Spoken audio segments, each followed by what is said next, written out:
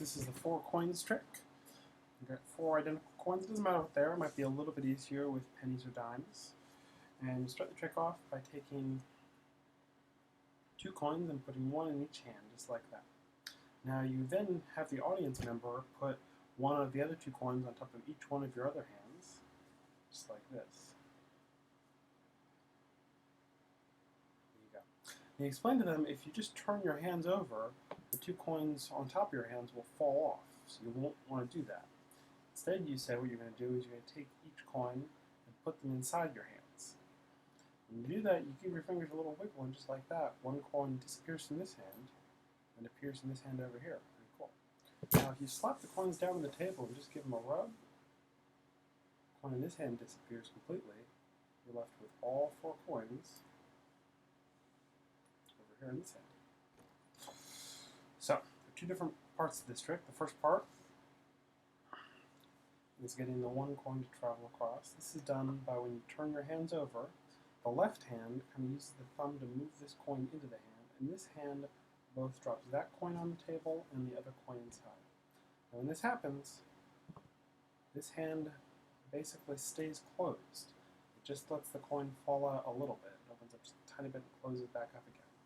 The first thing to practice is maybe just doing that, putting the coin in the hand and letting it fall out when you turn it over without going like that too much. And you certainly don't want to leave your hand open. Close it back up as much as it has to open. You want to see if you can get it to fall out without opening it too much. So, again, from the beginning, 1 coin in each hand. Remember, you have the audience members place these in your hands so it's not too suspicious. And then, like that. And as long as you keep your hands apart, you don't want to move them together because then people think you're moving coins between the hands. You can kind of maneuver these coins, people can see them, and say, we don't want them to fall out.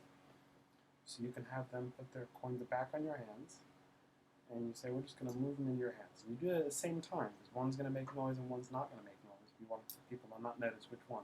So you just put them in at the same time. You say, watch this, we're going to make it disappear from this hand, here in this hand. Now here's the other part of the trick. This hand with 1 coin is going to aim that coin down onto the table towards where the other coins are going to land when you put your hands down like this. Now if you do it relatively quickly, but not too hard, the coin will land right with the other coin, so people won't even see it go across. So you don't want to do too crazy, you don't want it to go too far.